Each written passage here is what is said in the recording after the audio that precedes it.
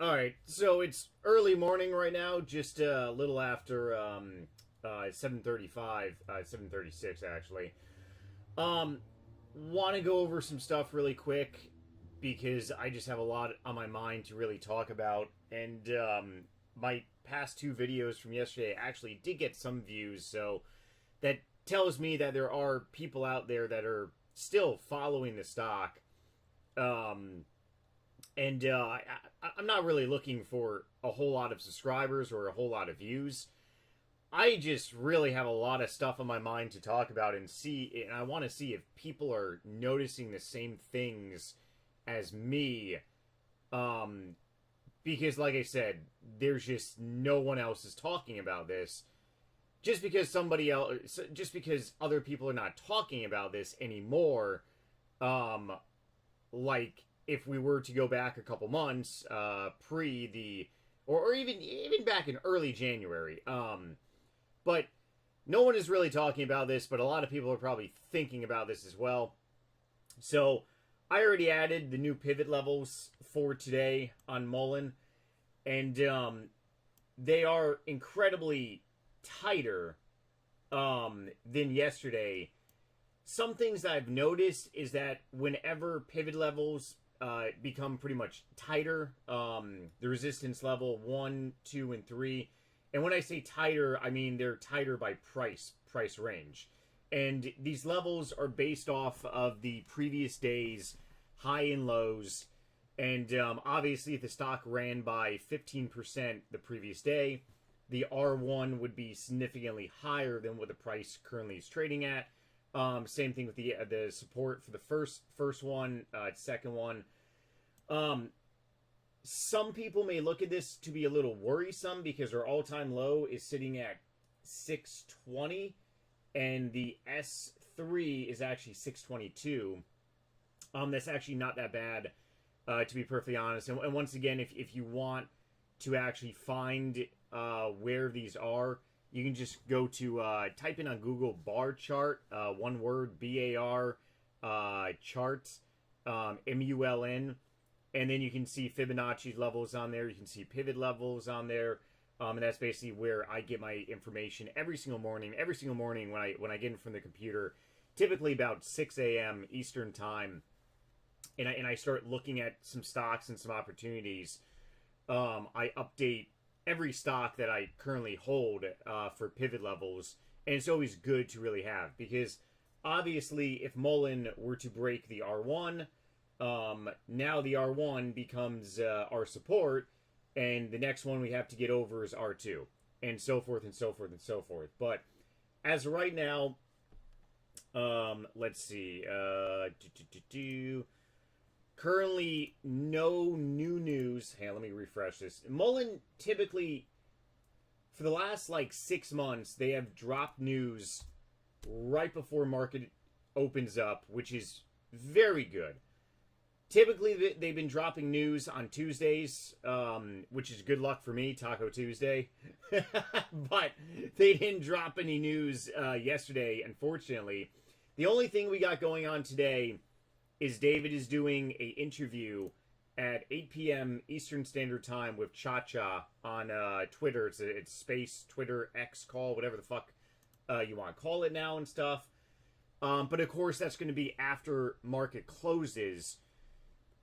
From my experience of really trading, and when I say trading, I've been buying stocks since 2020, but I've been an actual trader, I want to say, since like mid 2022.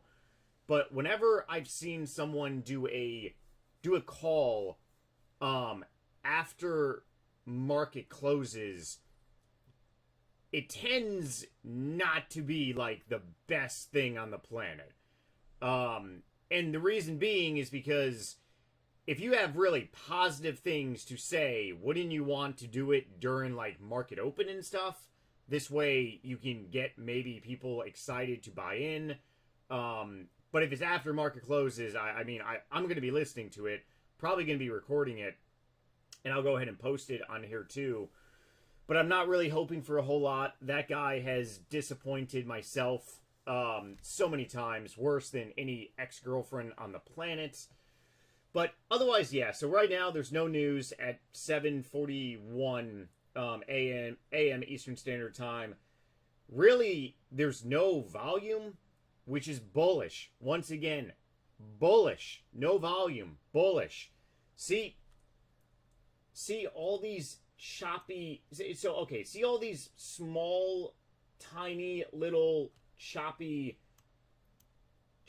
green little like candles. They have no wicks on them.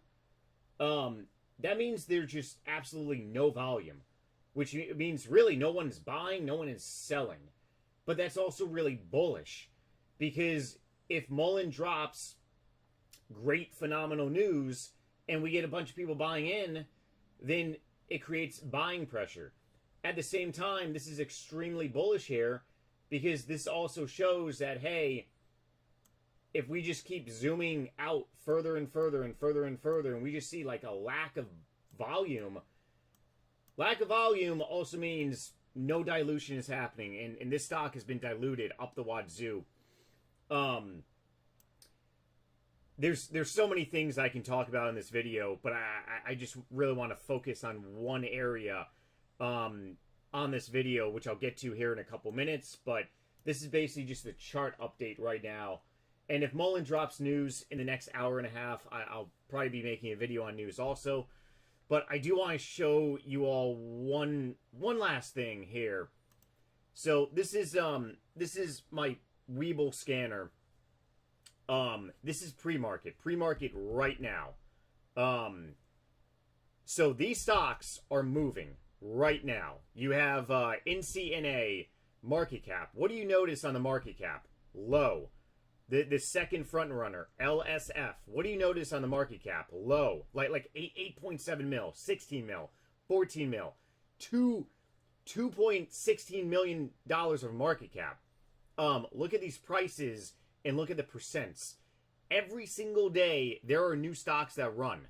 Every single day, if you are a trader, a day trader, or even a swing trader, you can make money. MULN is not the only thing out there, which everyone on the planet knows. I'm not trying to insult anyone's intelligence, but what I'm trying to show everyone is that MULN's market cap right now is at the lowest it's ever fucking been. During 2022, 2023, everyone was calling for a mother of all squeeze to happen, but their market cap was hundreds of millions of dollars, and at the same time, their float was billions of shares. A mother of all squeeze would not happen. What do you notice on the first one that's running? NCNA. Let's go ahead and look at them very quickly. NCNA, small market cap, right? Look at all this healthy buy. This is just beautiful. Well, actually, this is actually terrible. I would personally never enter here for a day trade. This is just a complete downtrend. It looks like the majority of this happened after hours. But look after hours. So obviously this company dropped news yesterday, 2 days ago, trading in the U.S. Maybe it did, maybe not. Some of these stocks don't drop news. A lot of these stocks are pharmaceutical companies that just have a patent or something. But prime example, we had no buying, we had no selling, we had just trading sideways, kind of like MULN. And then boom, out of nowhere, a fucking catalyst happened in after hours. And as you see, the EMAs, the exponential moving averages, just beautiful pitchforks. We're just riding up the 9 EMA, using the 9 EMA, this blue line, as support. Ended up breaking down, and then we broke below the 21, and then we used the 48 as support. Pretty much gained consolidation in the after hours. And then, of course, now, pre-market, we're just breaking down. But my point proven is that no one was paying attention to the stock. If you just keep zooming back, no one was even thinking about this stock. Nobody even knew this damn stock's name. We go to another one. Pixie. Ooh. That's one thing I hate about TradingView is this. Same exact thing. Look at the last couple days. Nothing. Absolutely nothing. Well, this one was actually selling off too, or on a downward trend last couple weeks. But out of the blue, these stocks just keep taking off. No one is really paying attention to MULN. And, of course, MULN needs a catalyst to pretty much happen. They're not just randomly going to start running for no reason. MULN needs absolutely something to start running. And what I actually wanted to talk to about today, because a lot of people keep posting this on X, and I personally don't believe it's going to end up happening. Probably not anytime soon in the foreseeable future. And it's about David Michery buying shares of his own company. Okay, I'm going to try to keep this under 20 minutes. Like I said, I can talk about this stock all day long, and I know anyone can talk about this stock for hours. Anyone who has followed the stock, anyone who has ever bought a MULN share can talk about this stock for eternity. So I showed this in yesterday's video, and this basically shows how February 17th was a big catalyst point, and this is all public information. You can find this on any publicly traded company. It's all open, and it just, I mean, it shows, you know, it shows of what they're gonna do. But February 17th, 2023, David sold $5 million worth of shares, and that is when this stock just broke the previous bottom that we had, and we just fell off the world. And that is when just a lot of people, including myself, just got a harsh reality of just a kick in the face, kick in the balls, and it just was not good. And the only time David bought shares was August 17th. It was actually after the second reverse stock split, and we were battling $1. And it was on day 9 out of 10. We ended up breaking. We didn't close above $1. It was a battle. For anyone who remembers this, it was a battle. I was actually not invested in MULN. I was trading cautiously. I was trading in and out daily, kind of like day trading, or it is day trading. I was day trading MULN because I was just so scared. So was a lot of other people, but there were people that stayed invested in that stock, and I'm so sorry if anyone is any of those people, but on day 9, we didn't make above $1, and we did a 20% nosedive in after hours. And then it just fell off a cliff after there. And with 1 week later, we hit an all-time low of 39 cents. And then we ended up running from 39 cents all the way to 95 cents because David said, hey, we're going to be doing a lawsuit, blah, blah, blah. And, yeah, but the thing about it is that more dilution was happening at that time. So the main premise of this video is, will the catalyst that is going to set MULN to take off, is it going to be the board members buying shares? Is David going to buy shares of his own company? And this is all my personal opinion. And also, none of this is financial advice. Don't take this anyway as throwing money at the stock. Be very, very cautious at anytime you ever watch a YouTuber on YouTube, or anytime you ever follow anyone on a platform, if they're covering a stock, do research before thinking about entering, whether it's for a day trade, a swing trade, a long swing trade, a couple months, or whether it's an investment. Don't ever trust anyone. I've been burned actually a lot by listening to people on the internet, and it wasn't until I actually learned how to properly do charts that I started making money by trading. But I'm just showing the facts here that the board members do not own. The only one that has shares right now is David. The other board members have I think one board member has like 1 shares, and then the other, it's pathetic. I personally think that I have more shares than any of the board members besides David right now, because all of the shares David has is through compensation. It's and the $100,000 worth of shares that David bought is obviously it's post 1 for 100. So he ended up buying 102,000 shares. Divide that by 100,000, and yeah, it's not 100,000. Woo, early morning. Divide that by 100, and it's significantly less. But all of David's shares that he currently has right now is through comps.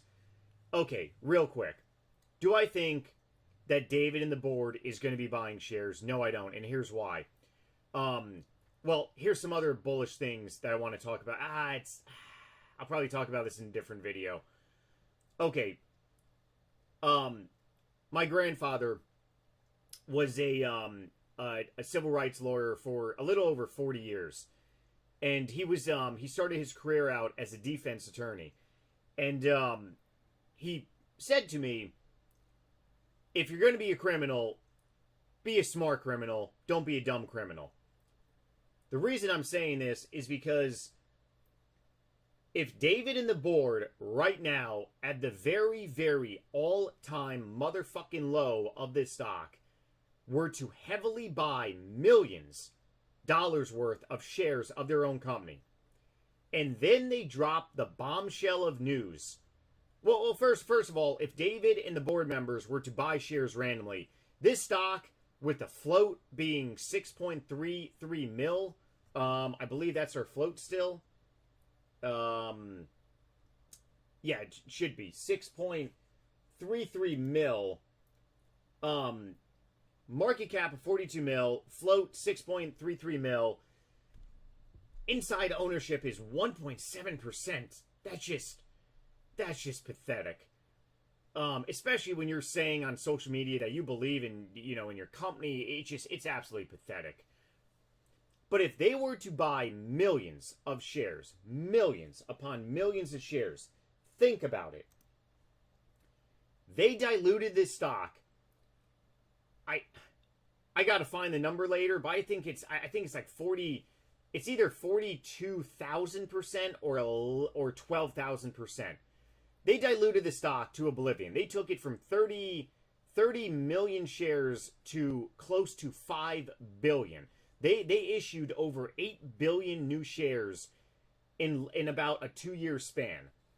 So if they were to randomly start buying shares, and then a month later, or the board members were to start randomly buying shares, and this stock takes off to maybe triple, quadruple of the value. So we go from a $7 price right now to maybe like a $28 price, right?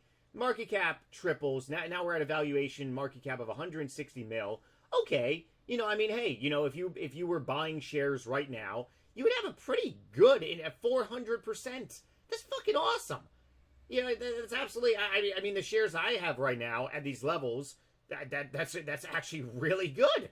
But once again, I was holding a bag all throughout 2021 and half of 2023, so I've taken my losses on this fucking stock. But if the board members were to buy shares right now, and then they drop the bombshell of news later on, in the next couple weeks and the next couple months, and this news sets this stock price to a couple $100, maybe even $500, let's say, right? And we have a mother of all squeeze, and MULN comes out as being a phenomenal company. That is a lawsuit waiting to happen. Just think about it. David is not a stupid person. He knows what he's doing. The board members are not stupid. Anyone who calls David Michery a stupid person, you're stupid. Okay, they are incredibly smart people. They have attorneys. And their attorneys are saying, David, do not buy shares. David, you it's a lawsuit waiting to happen. It really is. Why is it a lawsuit waiting to happen?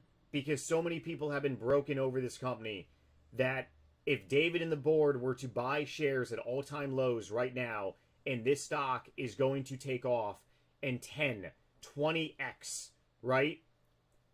That is a lawsuit waiting to happen, and they're going to be sued, and they're going to be taken to court. And think about it. If they're in front of a judge or jury, and you're a judge or jury member, and you are literally looking at David and his board members and saying, you literally diluted your stock thousands and thousands of percents, and then you sold your shares before all the dilution, and now you bought at these all-time lows, and all these investors have been completely destroyed, and they're bringing a civil suit to you that maybe this was orchestrated, and maybe this was all pre-planned. If I was a jury member, I mean, fuck, what would I rule against? I mean, it's pretty explanatory. That's my personal opinion. And of course, I really don't know what is going on behind the scenes. I'm just a retail trader that has been kicked in the balls by this company a lot. So, in my personal opinion, I do not believe the catalyst that is going to make this stock start moving is going to be any of the board members starting to buy. And that is the reason, is because if they were all to start buying right now, it is a lawsuit waiting to happen. Maybe if David bought like another 100,000 worth of shares, okay, that's not that bad. But if David were to step in, and I don't know how accurate this site is, Benzinga, but apparently David's net is 83.7 mil.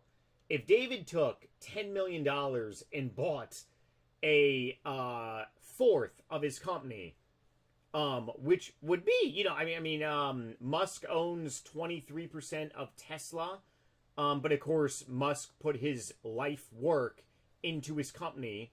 Much different story, much different evaluation, so much more respect for him than David.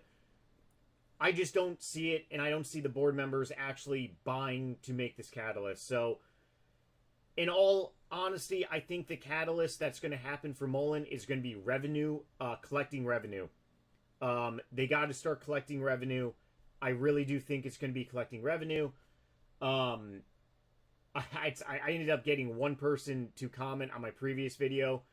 If anyone's watching this video, definitely leave a comment about what you think the catalyst is going to be for MULN. Whether it's going to be a collection of revenue or something different, but I just don't see the board buying shares because, in my personal opinion, I think it's a lawsuit waiting to happen. But then again, I could be wrong.